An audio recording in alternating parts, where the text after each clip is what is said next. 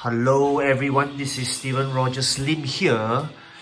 Thanks a lot once again for joining me at my channel and video. So today's video, right now I have the Mark V Iron Man from the Iron Man 2 movie. This is of course the diecast version. So probably a few rounds before I go into the detailed review of the figure and its parts and accessories. Now maybe before I as I am turning this the figure, maybe some information for everyone. So as mentioned previously in my unboxing video, I managed to get this about March or April this year, 2019. So I got it at about 720 Sing dollars. So that's about 530 US dollars. But now if you want to get it right, I just did a quick research. So now is 30th of November 2019. So if you want to get this now, right, on eBay is selling at least for at least 1,700 to 1,800 Sing dollars, and using the currency converter is about 1,310 or 20 US dollars thereabouts. So the price has increased by a lot, definitely over the past 6-7 months. And this movie was actually, some more information in case you were wondering. So this movie was actually released way back in 30th of April 2010, or at least that's the release date in the cinemas that I know in Singapore. So this figure was released actually back in 2018, somewhere around April to May. So I hope all this information through this review video was important and interesting to everyone. Nonetheless, excellent, beautiful figure here in front of everyone. Alrighty everyone, the Mark V diecast Iron Man in front of everyone. So let's go into the details now. Probably I will talk about the figure first. So maybe let me bring it closer here. So it comes with this stand. I thought it was excellent. So I don't think it's exactly a diorama. It's just the stand is painted according to the scene at the Monaco race, where the Whiplash Mark 1 attacked Tony Stark or Iron Man as he was racing. So nice stand there, the typical U-shape or groin grabber kind of stand. So very stable. I personally, to me, is more stable than the dynamic stands, I feel. So this Mark V never took off in the air or never flew, so I guess that's why they gave the usual U-shaped groin grabber kind of stand instead of the dynamic stand. So now probably on to the figure. No doubt this is a beautiful figure. Personally, right, I would say that whatever review I give or whatever I say, it definitely cannot match or cannot counter the demand for this figure. And yet, whatever I want to say about this figure is definitely good, it's definitely positive. Okay, just look at the detail there, everyone. So many have dubbed it as, or called it, the most beautiful Iron Man. Of course, it's really up to personal, individual preference or opinion. But I would say it's definitely one of the most beautiful and detailed Iron Man out there. It's unique because I think it's because it transformed or it attached to Tony Stark from the shape of a briefcase. I'll talk more about the briefcase later on. So I mean, articulation, right, is quite typical. I don't think I will talk much about the articulation here because I will most likely put it in the Hall of Armor, or I will park it there or display it in the Hall of Armor, unless of course if I can get another Mark V at a good price, which I don't think I am able to at this point in time. So I mean, it's quite a standard die-cast Iron Man, so the articulations are as usual. But just a few more things to note, right? This Iron Man is quite heavy, very metallic, I would assume, because of its weight. And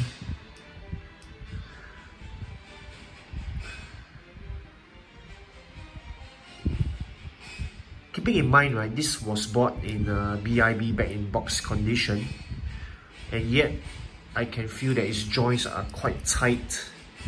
So either the previous owner didn't post it much, or this Mark V is indeed of a good quality.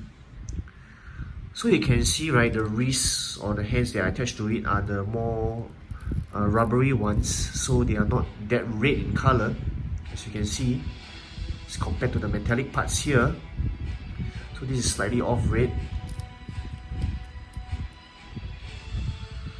So I mean, what can I say? This is definitely a must-own Iron Man, given its beauty, its value, its likeness to the movie. So as mentioned previously, this is expensive now, really expensive.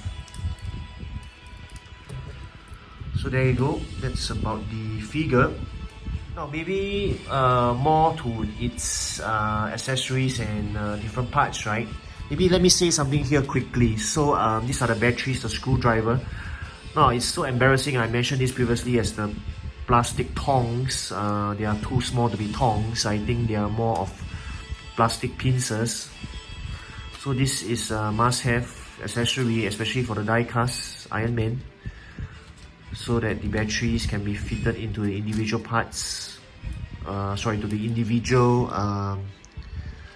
components, I would say, or the different, the different parts of the Iron Man, so that it will actually light up and give it a very beautiful effect, a light up effect. So these are plastic pincers, definitely too small to be tongs. Alright, now on to the briefcase, right? This is a very, very detailed and beautiful briefcase, if you ask me. My only gripe or complaint is that it doesn't feel metallic and doesn't feel heavy, doesn't feel as good, even though it looks great. So a bit disappointing there. Feels very plastic, pardon me. But nonetheless, right, I mean, everyone can judge for themselves. This is definitely of great detail, great likeness to the movie. And I think people are selling this as an accessory for quite expensive. So, no complaints here. Doesn't feel that good, but looks excellent. On to the wrist first, I would say the hands. So there is another, I would say 5 pieces of wrist here. Okay, these are the more plastic ones. Alright, as previously mentioned, the same as the one that's on the figure currently. So these are the plastic ones as well. You can see it's a bit off red. And these are also, these are also slightly off red, so that they can be attached onto the arm without breaking. So this makes the or the rubbery sensation, gives it a more elastic.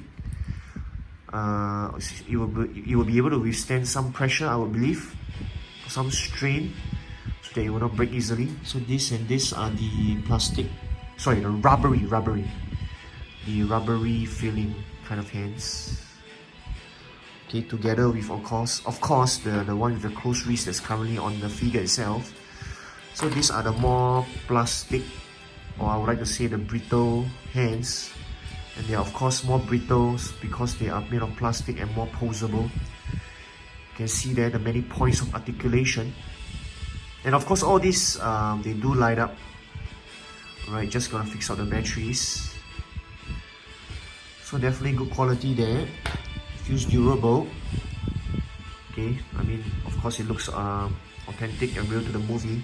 Now this is the hand that I want to mention about. So if you remember the movie, right, this happened when the armor of the Mark V of Tony Stark was slightly damaged because as he was battling the Whiplash Mark I of the Whiplash. That's why these hands are given. So this is actually to be interchangeable with this hand. So you can see here the damaged arm. So if you saw previously, right, in my unboxing video, the instructions manual, so this can be easily attached and replaced with the current arm. So this is the battle damaged arm. The very iconic blue hands or blue gloves of the racing uniform or costume that Tony Stark was wearing before he put on the Mark V armor. Beautiful piece there, detailed piece there.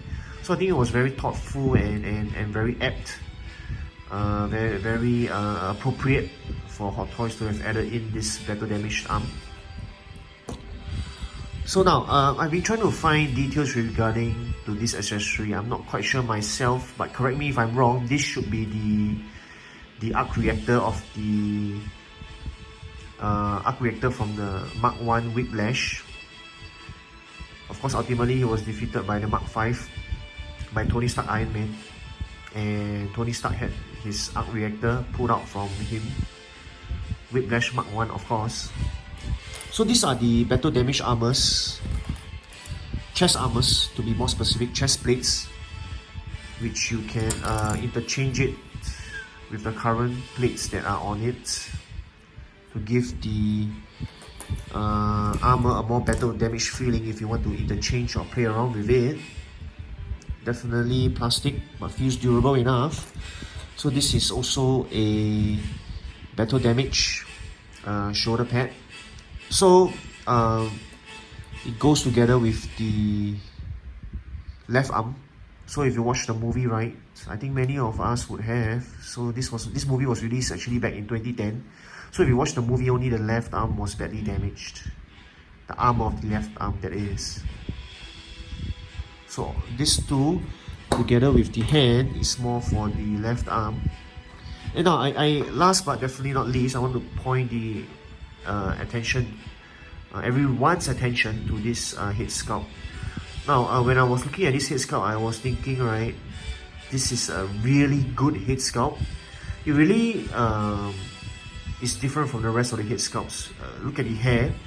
So it's very characteristic or significant, or I would say it is the head sculpt from Iron Man 2 movie Mark V, and not from any other Iron Man movies. So I think when it comes to head sculpt, right, Hot Toys is one of the best, if not the best, because just subtle details, right, and you can sense, you can detect that, hey, this Iron Man or this Tony Stark head sculpt is from which movie, So I think they really base it on a lot of footages or pictures or images or clips, movie clips, to eventually come up with such beautiful head sculpts. So this is really the head sculpt from the Iron Man 2 movie in the Mark V. If you ask me, right, if you ask me to sell this, I would definitely sell it a lot because of its uniqueness, its authenticity to the movie. Beautiful head sculpt there. Excellent job. Thank you so much, Hot Toys, for such beautiful toys. Alrighty there everyone, so I hope you enjoyed this review video. Hope it was useful and informative for everyone. But bottom line, right, this is a beautiful figure. It's like fine arts, and Hot Toys are known to produce fine arts. These are more than toys, these are really pieces of art, and if you can really do, go get it. But I think the prices now are really makes it really difficult and expensive to get this rare and nice piece. I mean, even if any reviewer out there or any fans out there give it a bad review, I mean, everyone will still want to get it because it looks great, it looks excellent. Very real to the movie, and the details are like mind-blowing, out of this world. Right, as mentioned previously, so many have dubbed this as or claimed this as one of the most beautiful, if not the most beautiful armor so far. So that's all from me, everyone. Steven Rogers Lim here. So glad that you could join me at my channel and video. So take care and goodbye everyone. Do catch my next upcoming video. It should be a comparison video for this figure. As mentioned, I would use the Mark 1 version 2.0, the Mark 2 diecast, the Mark 4 diecast, and the Mark 6 diecast to put side by side with this figure to come up with a comparison video for myself. So take care and goodbye everyone, and as usual, as always, don't stop collecting.